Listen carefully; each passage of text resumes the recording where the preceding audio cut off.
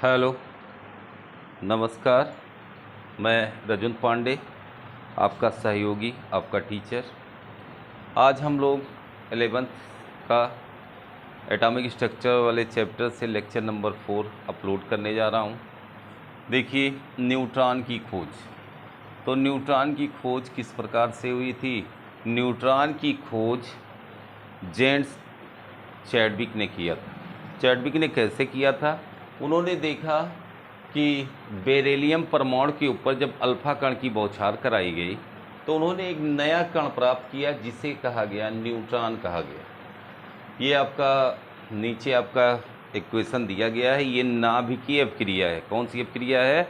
नाभिकीय अपक्रिया है। तो न्यूट्रॉन की खोज किसने किया था? तो जेम्स चैडविक ने किया था। उन्होंने बेरिलियम परमाणु पर अल्फा कण की बौछार कराई। बेरिलियम, देखिए, बेरिलियम 4 और 9, इसका द्रव्यमान संख्या 4, परमाणु क्रमांक 4 होता है, द्रव्यमान संख्या 9 होता है। इस पर जब अल्फा कण की बौछार कराई गई तो उन्होंने पाया कि कार्बन बना और न्यूट्रॉन बना। इस नए कण का नाम उन्होंने न्यूट्रॉन रखा। किसने रखा? चैडविक ने। तो ये आपका न्यूट्रॉन की खोज हो गई। तो न्यूट्रॉन की खोज कैसे हुई थी? बेरिलियम परमाणु पर जब अल्फा कण की बौछार कराई गई तो एक नई विद्युत उदासीन कण प्राप्त हुआ जिसे कहा गया न्यूट्रॉन। क्या कहा गया? न्यूट्रॉन। हाँ, दूसरा चीज़ है कि आप लोग वीडियो देखते हैं, मैं सरल से सरल करने का प्रयास करता हूँ। हाँ, संसाधन मेरे पास बहुत अच्छे नहीं हैं, लेकिन जो भी संसाधन है उसी का प्रयोग करते हुए हम आपको सिखाने का प्रयास कर रहा हूँ। हाँ, एक चीज़ और है कि थोड़ा हौसला बढ़ाने के लिए आप लोग लाइक और सब्सक्राइब कर दीजिए। दूसरा चीज़ है कि चैनल को सब्सक्राइब किए रखेंगे तो आपको सबसे पहले वीडियो हमारा प्राप्त होगा।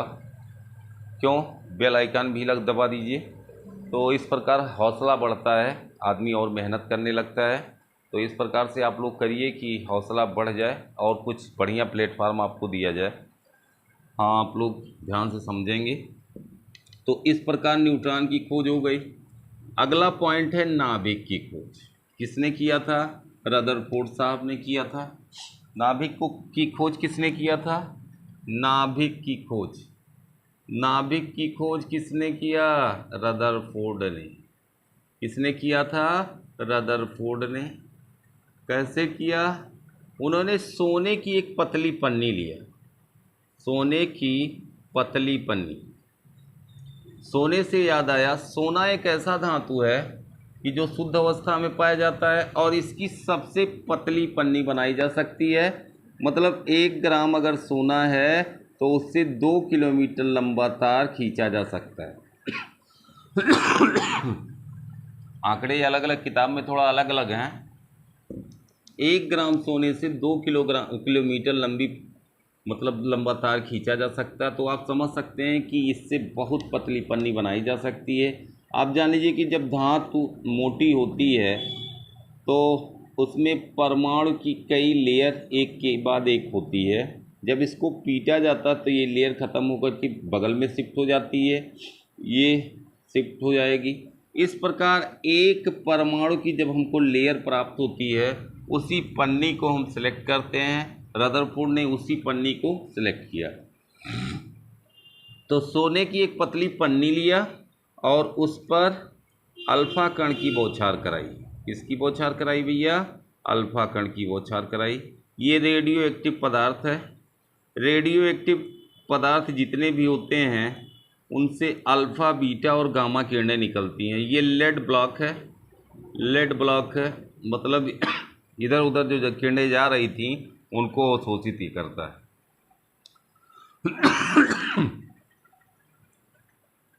ये पतली पन्नी लिया इन्होंने। पतली पन्नी लिया किसका? सोने की पतली पन्नी लिया। पतली पन्नी लेकर के जब इस पर अल्फा कण की बौछार कराई गई तो उन्होंने कुछ ऑब्जर्व किए, क्या कुछ निकाला। इसी का अध्ययन हम लोग आगे करेंगे कि इन्होंने क्या क्या निष्कर्ष निकाले, क्या क्या ऑब्जर्व किया। इस चीज़ के बारे में हम आगे चर्चा करने जा रहे हैं।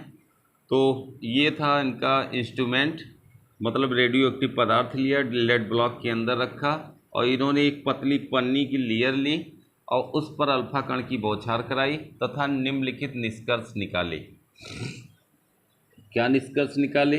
अब थोड़ा सा मैं लिख दे रहा हूँ, ध्यान से देखिए। रदरफोर्ड ने सोने की पतली पन्नी पर अल्फा कण की बौछार कराई, कण की बौछार कराई तथा निम्नलिखित निष्कर्ष निकाले, तथा निम्न निष्कर्ष निकाले, निष्कर्ष निकाले। कौन सा निष्कर्ष निकाले? पहला पॉइंट देखिए, ऐसे समझिए, ये भाई जब पतली पन्नी है सोने की, तो अधिकांश अल्फा कण पन्नी को भेद कर आर पार निकल गए। अधिकांश अल्फा कण पन्नी को भेद कर आर पार निकल गए, जिससे उन्होंने क्या निष्कर्ष निकाला? फिर कुछ अल्फा कण मुड़ गए और कुछ अल्फा कण सीधे जिस रास्ते से गए थे उसी रास्ते से लौट आए। ये क्या है? अल्फा कण है। क्या है जी? अल्फा कण। अल्फा कण की जब बौछार कराई तो उन्होंने निम्नलिखित निष्कर्ष निकाले। पहला पॉइंट मैं बताने जा रहा हूँ, देखिए पहला पॉइंट, अधिकांश अल्फा कण पन्नी को भेद कर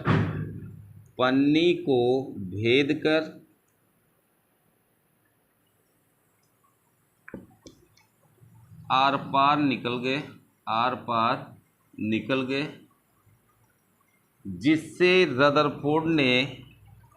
जिससे रदरफोर्ड ने अनुमान लगाया कि परमाणु में अधिकांश भाग रिक्त।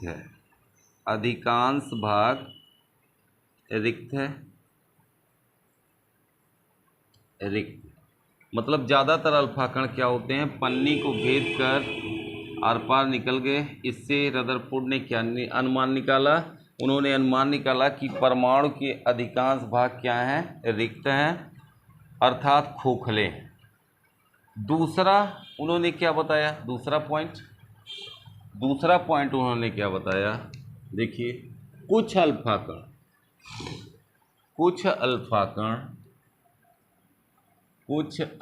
कण अपने मार्ग से विक्षेपित हो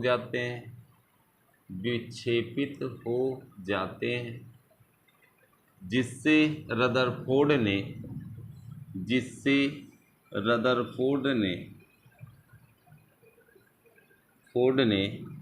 अनुमान लगाया कि परमाणु में एक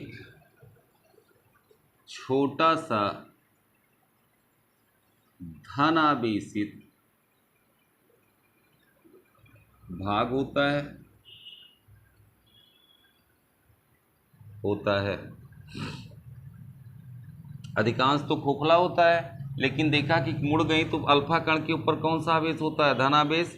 तो धन के कारण धन के बीच में क्या होता है? प्रतिकर्षण होता है। इसलिए अल्फा कण क्या हो जाती हैं? मुड़ जाती हैं। तो कुछ अल्फा कण, ज़्यादातर तो सीधे निकल गई, कुछ अल्फा कण क्या हो गई? मुड़ गई। इससे क्या अनुमान निकाला? कि परमाणु में एक छोटा सा धन आवेशित भाग होता है। अगला तीसरा क्या है पॉइंट? तीसरा देखिए, तीसरा पॉइंट, कुछ अल्फा कण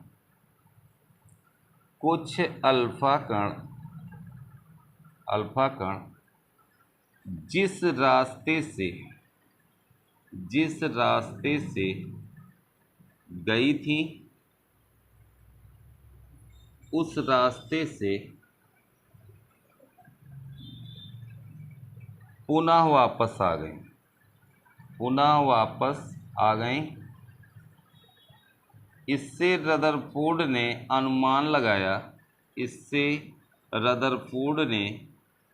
अनुमान लगाया अनुमान लगाया कि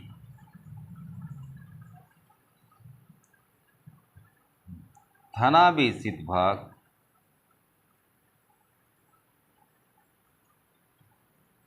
बहुत दृढ़ तथा कठोर।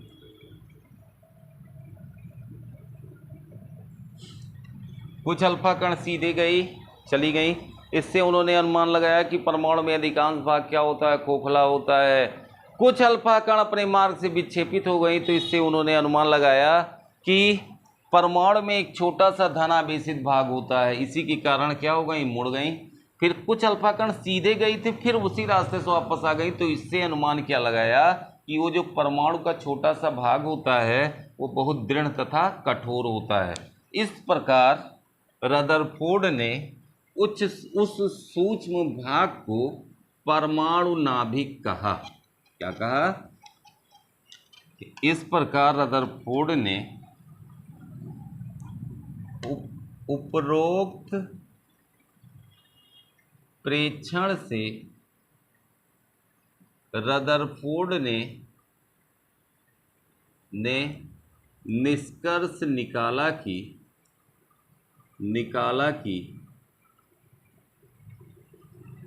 परमाणु में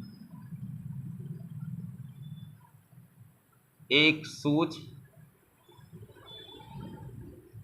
धनावेशित भाग होता है जिसे परमाणु नाभिक कहते हैं। परमाणु नाभिक कहते हैं। तो इस प्रकार नाभिक की खोज हो गई। नाभिक की खोज के बाद अब हम आपको बताएंगे परमाणु मॉडल। परमाणु मॉडल की व्याख्या हम सब करेंगे। कैसे करेंगे, इस चीज़ को हम आपको अगले वीडियो में बताएंगे। थोड़ा सा और जान लीजिए, हल्का सा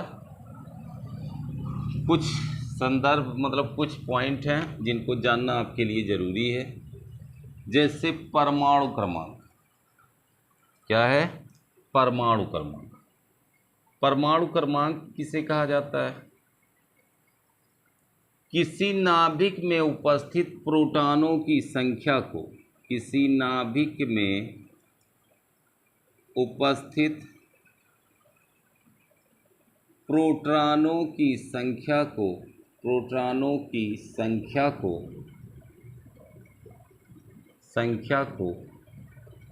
परमाणु क्रमांक कहते हैं। परमाणु क्रमांक कहते हैं। चलिए देखिए, तो परमाणु क्रमांक बराबर क्या होगा? परमाणु क्रमांक बराबर प्रोटॉनों की संख्या। प्रोटॉनों की संख्या, तो प्रोटॉनों की संख्या परमाणु क्रमांक बराबर होता है। जैसे सल्फर का परमाणु क्रमांक 16 है, तो इसमें कितने प्रोटॉन होंगे? 16 प्रोटॉन होंगे। आप जानते हैं उदासीन परमाणु के लिए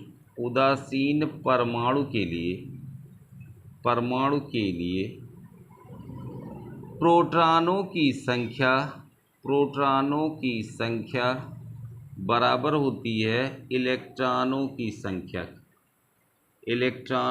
संख्या के बराबर होती है।